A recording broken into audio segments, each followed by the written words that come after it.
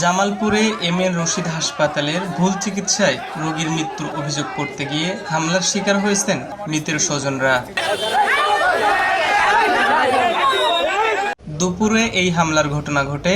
মৃতের স্বামী দেলোয়ার হোসেন অভিযোগ করেন, ৯ জুলাই তার স্ত্রীর পেটে ব্যথা নিয়ে ভর্তি হন এম এ রশিদ হাসপাতালে। আমার স্ত্রী হচ্ছে জেরিন, আমি তার হাজবেন্ড দেলোয়ার হোসেন। রাত্রে তার সিস্টের ব্যথা, সেটা একটু পেইন উঠে আমি থামাইতে না পেরে পরে হাসপাতালে আনছি। ওনারা পরে বলছে ভর্তি করেন, আমরা ভর্তি করছি। এরপর ডাক্তার হারুনুর রশিদের নির্দেশে অপারেশন হয়। অপারেশনের পরে পেট ও পেটের চামড়া ফুলে যেতে থাকে। এমত অবস্থায় রোগীর স্বজনরা রোগীকে ঢাকায় নিতে চাইলেও নানা অজুহাতে রেখে দেন আরও 1 সপ্তাহ।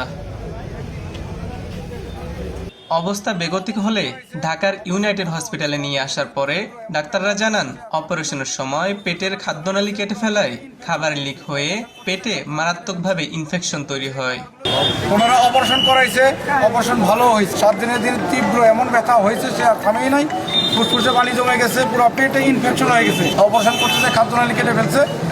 যে খাবারগুলো দিছিল অপারেশনের 2 দিন পরে, লিকুইড এমনকি হালকা জাউ ভাত, এইগুলো সবগুলো সেই লিক দিয়ে আপনার পেটের উপরে সেগুলো ইনফেকশন হয়েছে 7 দিন যাবত। এরপরে নানাভাবে চিকিৎসার পরেও বাঁচানো যায়নি সেই রোগীকে। ইউনাইটেড মেডিকেলে বললো যে ভাই আবার অপারেশন করতে হবে, যে খাবারগুলো আসছে এগুলো সব পেটের উপরে আছে এবং ইনফেকশন হয়ে গেছে। ডাক্তারের কাছে যখন আমি যাই, ওনারা যখন আমাদের কাউন্সিলিং করে রোগী দেখার পরে, ওনারা বলে যে ভাই রক্তে ইনফেকশন হয়েছে, ফুসফুসে পানি জমে গেছে, নিঃশ্বাস নিতে কষ্ট হচ্ছে। মানে এক এক দিন এক এক কথা এইভাবে বলতে বলতে ওখানে 6 দিনের মাথায় এসে বলে ভাই রোগীর তো হার্টবিট কাজ করতেছে না। তখনও তারা স্বীকার করে না রোগী মারা গেছে, তবে আবার টেস্ট করি।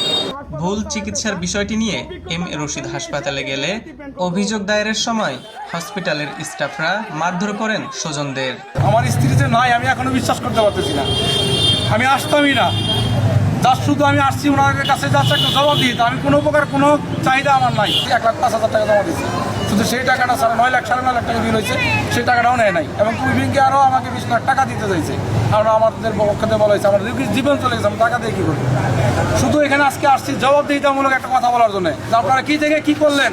জাস্ট সে আমাকে একটা ক্ষমা চাইতে ভাই, আমরা বুঝতে পারি না, ভুল হয়েছে, মাফ করে দেন।